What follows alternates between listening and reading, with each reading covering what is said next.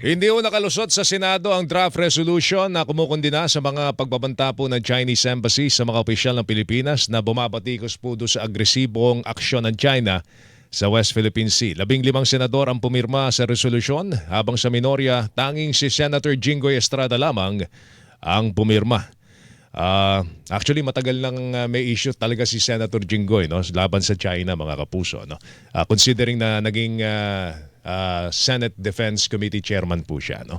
Sa resolusyon, nanawagan po ang Senado sa Department of Foreign Affairs na magsagawa po ng mga hakbang na pang-diplomatiko para itaguyod ang dignidad ng Pilipinas at tiyakin na ayon po sa international law ang relasyon po nito sa iba pang mga estado.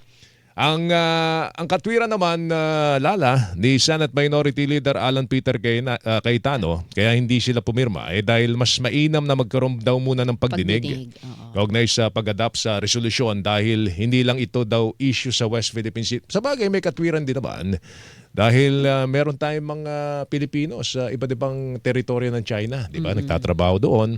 Tapos yung usapin sa ekonomiya, sa pagitan po ng Pilipinas at ng China. Alright, nasa linya na natin si Senator Risa Hontiveros. Senador, magandang umaga, si Joel Silala po ito. Good morning po, Senator Risa. Senator Risa, Magandang umaga rin po sa lahat ng tagapanood. Hi ma'am, opo, na medyo naputo lang po yung audio po ninyo. Pero initially ma'am,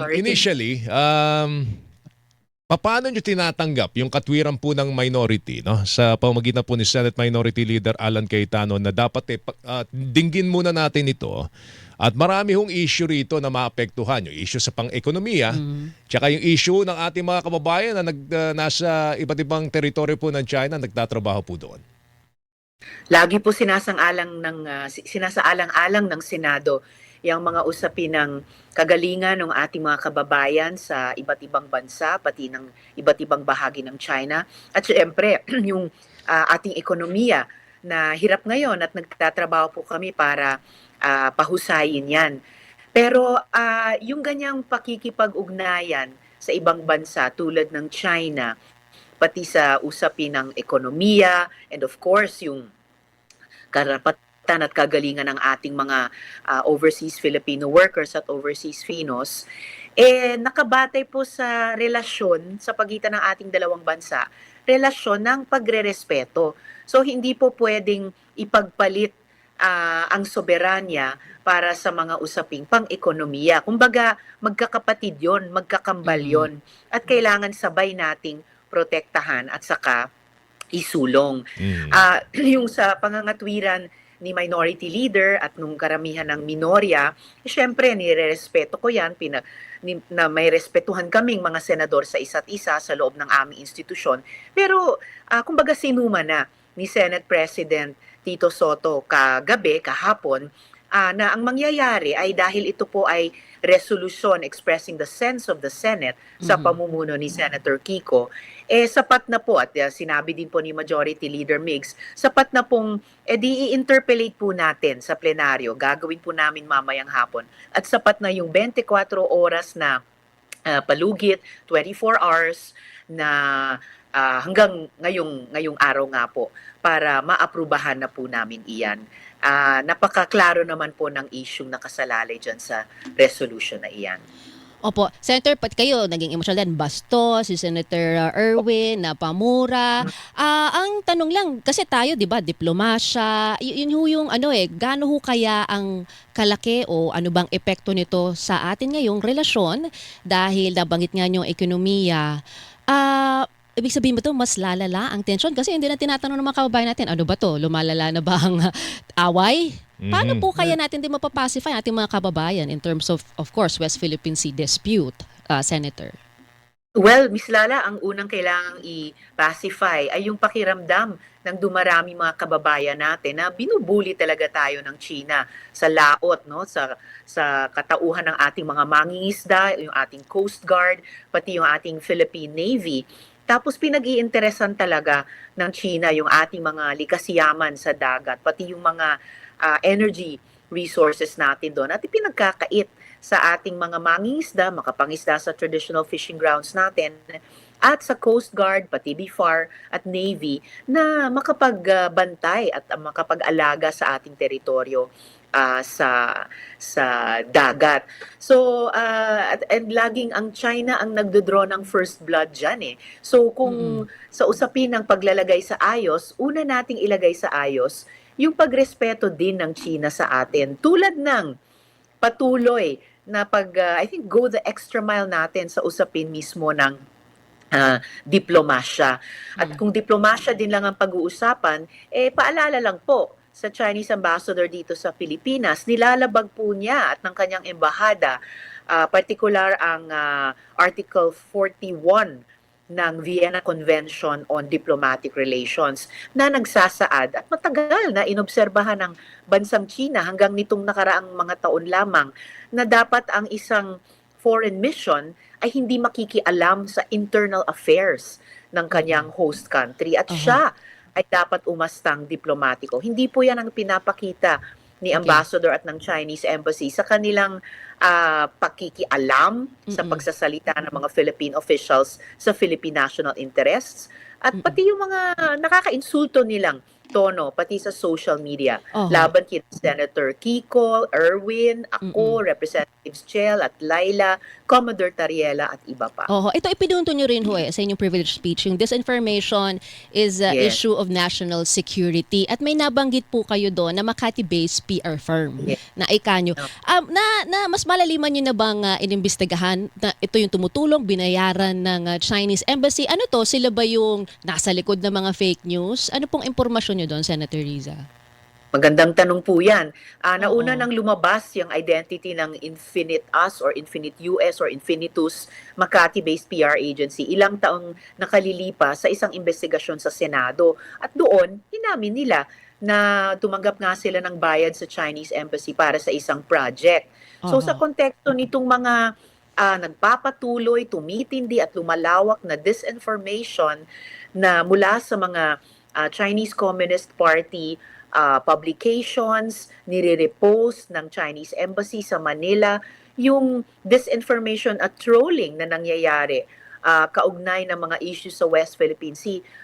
Tingin ko mabuting balikan po natin yan at alamin ang detalye ng proyekto o mga proyekto na ginagawa ng katulad ng Infinitus para sa Chinese Embassy. Kasi kung simpleng negosyo lang yan, diskarte nila, wala namang kaso doon. Pero kung tumatawid na sa pagkalat ng disinformation at propaganda ng Chinese government dito sa Pilipinas para baliin ang pananaw nating mga Pilipino, para hatiin ang hanay natin bilang mga magkababayan, para guluhin ang opinion environment dito, iba na yan. Yan ay pagtaksil na kay Inang Bayan. Is this Filipino-owned company po, Senator?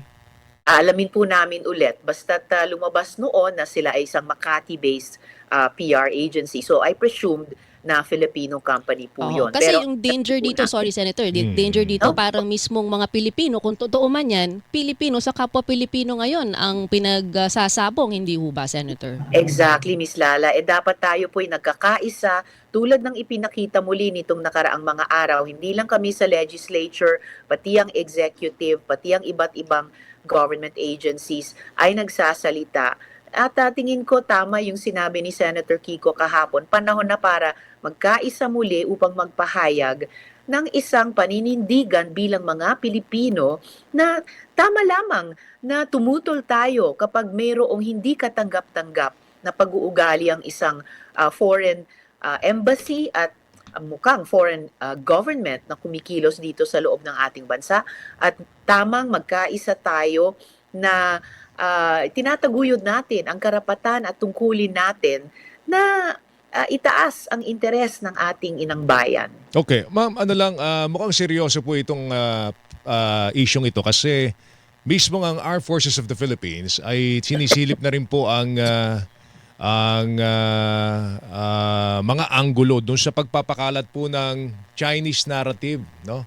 Dito po sa isyong ito, mukhang lumalawak na po yung Chinese narrative. At kung pagbabasihan po natin at meron ngang PR firm, mukhang sila po yung nagtatagumpay. Siguro kung sisilipin, agad-agad silipin po ito. But I would like to ask you, what's the magic number ba para maaprubahan po yung resolution, yung draft resolution na kumukundina dito po sa Chinese Embassy? Simple majority lang sana, Sir Joel, and definitely doon pa lang sa mga pumirma, we had it already yesterday. At pinaalalahanan ka kami ni SP Tito Soto na usually, pag ganyang resolution, sense of the Senate, inaaprubahan lang siya on the same day na sinosponsor. Kaya na-disappoint ako sa totoo lang na hindi naituloy. But buo yung aking loob at pag-asa na sa wakas, maaprubahan na po namin iyan mamayang hapon pagkatapos po ito i-interpellate sa plenary. Senator, talon lang po ako dahil kayo rin po yung chair ng Senate Committee on Health and Demography. Yung sa Food and Drug Administration, yung issue natin sa mga fake meds, yung sa base po sa hearing, no, saan ho ba talaga nagkakaproblema? Polisiya ba, enforcement ba, o leadership? All of the above siguro, Miss Lala. Kung sa polisiya, ilan sa mga resource persons ay pare-parehong nagsabing dapat talagang ituring na economic sabotage ang pagpasok at pagbenta ng mga counterfeit pharmaceutical products. In terms of enforcement, malinaw around the table sa panigma ng regulatory agency ng FDA, yung ating law enforcement agencies ng NBI, PNP, PDEA, at saka Bureau of Customs, at dun sa panig naman ng mga online platforms natin, no, social media man o selling platforms tulad ng Facebook, TikTok, Shopee at saka Lazada, na mayroon lahat around the table mas pwedeng gawin, dapat gawin, or may mga pagkukulang pa. And syempre, focus sa FDA. And leadership, definitely.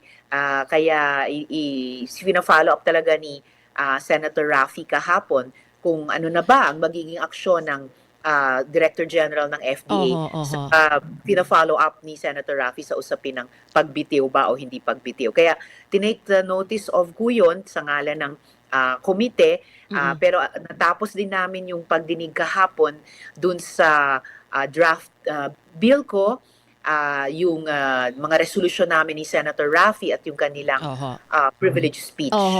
Bitin, ano? Pero aantayin din po namin kasi may binabanggit to na binubunyag na may korupsyon sa loob ng FDA, ang tagal ng ng permit, lumabas, may bayaran. So yun po, baka po moving forward yung investigasyon kung meron ba talagang mga dapat matanggal na dyan once and for all dahil ilang taon na rin pong problema ang fake medicines na paglaganap sa Pinas, Senator. At paulit-ulit din sinasabi nung hindi lang iisa sa mga resource persons, yung tagal ng application process na hindi nila maintindihan. So, may at least dalawang panukala paano i-accelerate yan habang ino-observe pa rin ang mga standards ng FDA. Tututukan natin yan, Senator Risa. Maraming salamat Thank you, po. Senator Risa. Good morning, ma'am. Opo. Thank you. Good morning sa inyo. Senador Risa Ontiveros, mga kapuso.